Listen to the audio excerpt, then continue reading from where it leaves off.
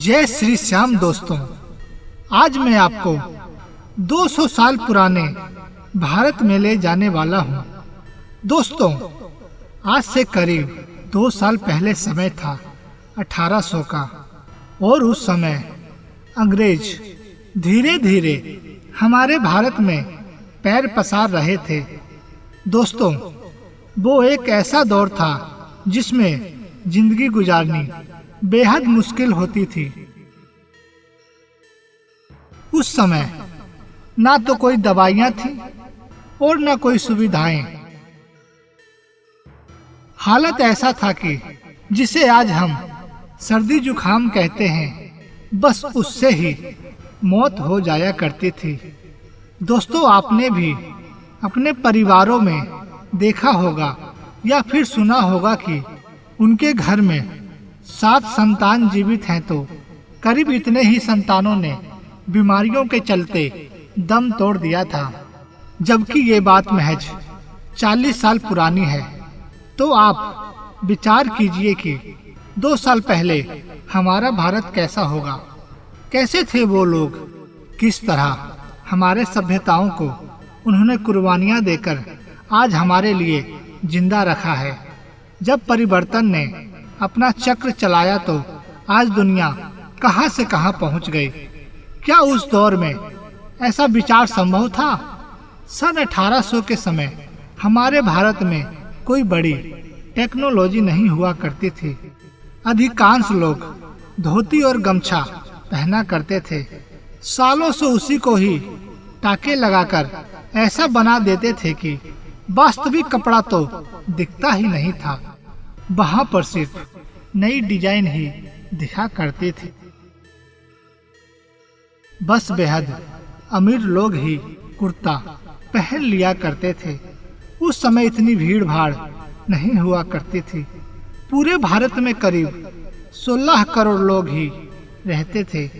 पूरा भारत यानी कि अखंड भारत, जिसमें भारत, पाकिस्तान, बांग्लादेश और अफगानिस्तान से मिलाकर भारत बना हुआ था, और उनकी जनसंख्या महज 16 करोड़ ही थी।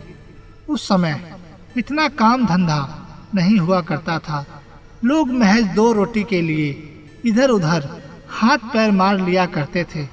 अधिकतर लोग तो किसान हुआ करते थे, जो पूरे दिन खेती बाड़ी और पशु चराया करते थे। ये लोग भेड़ बकरी को ज्यादा तवज्जो देते थे। जब चाहे तब दूध निकाल लिया करते थे, और इन्हें चराना भी बहुत आसान हुआ करता था। और फिर जैसे ही शाम हुआ करती थी तो फिर गांव के चौपालों में इन लोगों की महफिल जम जाया करती थी। उस दौर में धन कमाने का झंझट नहीं था और ना ही कोई लालच था। उस समय था तो सिर्फ अपनापन। ये लोग घर आए मेहमानों की पूजा करते थे। बिना भोजन किए किसी को निकलने नहीं दिया करते थे। और एक आज का दौर है जो खाए हुए भोजन को भी उल्टी कराने की औकात रखते हैं। उस दौर के लोग मनोरंजन के लिए भजन कीर्तन का आनंद लिया करते थे। जब उनके पास कपड़े बेशक से कम हुआ करते थे, लेकिन सुकून से सोते थे। भाग दौड़ भरी जिंदगी से कोसों दूर, या फिर कहिए उनके पास वक्त ही वक्त हुआ करता था। गांव में बैलगाड़ी के जरिए ही आना जाना हुआ करता था। रुपए पैसे का चलन इतना तो नहीं था। महज सामान के बदले सामान देकर जरूरत की चीजें ले लिया करते थे। वो अलग बात है कि राजा लोग उनका शोषण भी बहुत किया करते थे। कई कई दिन तक उनसे बेकार का काम करवाया जाता था, जिसके बदले उन्हें भोजन तक नसीब नहीं होता था। उस दौर में वो चाहे लोहार हो या फिर सोनार, वो अपना बेहद थोड़ा काम करके भी खुशी से रहा करते थे। उस दौर में शहर बेहद कम हुआ करते थे। भारत तो गांव में ही बसता था। शहरों की बात करें तो ज्यादातर लोग मिलों में मजदूरियां करते थे। उस समय लोगों का काम बहुत मेहनत वाला होता था, क्योंकि उस जमाने में ना तो बिजली थी और ना कोई मशीन।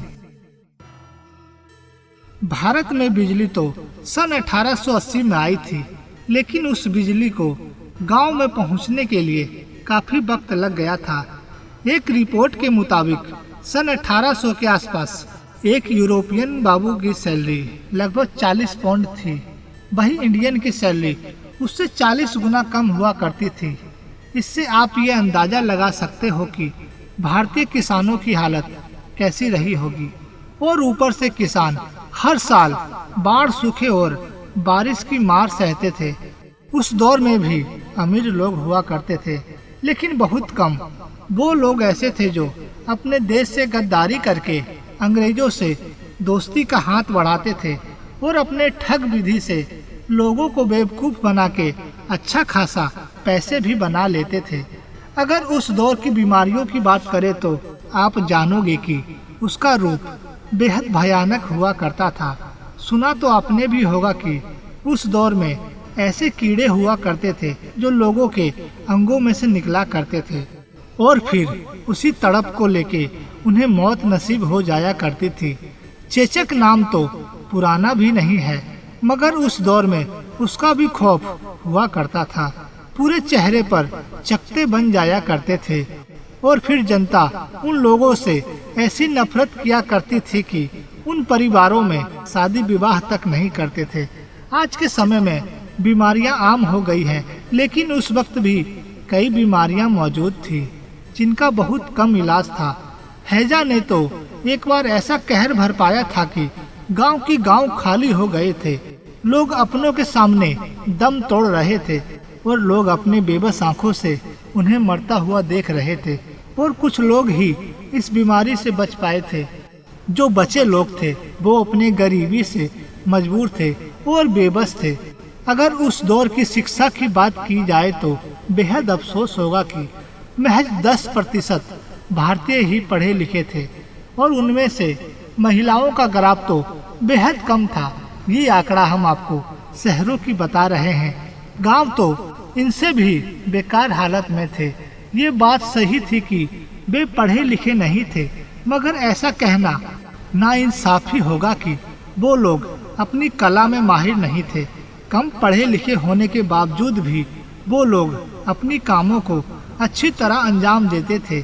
भारत के लोग उस वक्त पैसे से चीज खरीदने के बजाय सामान के बदले सामान पर ही विश्वास किया करते थे। जैसे एक मटके के बदले 2 किलो चावल या 5 किलो आटे के बदले 3 किलो दाल। ज्यादातर लोग गांव में ऐसे ही व्यापार करते थे। चीजों के बदले चीजें दे दी जाती थी और ऐसे गांव में सभी के पास सब कुछ पहुंच जाया करता था और फिर गांव के अनाज को बाहर बेचने की नौबत ही नहीं आती थी।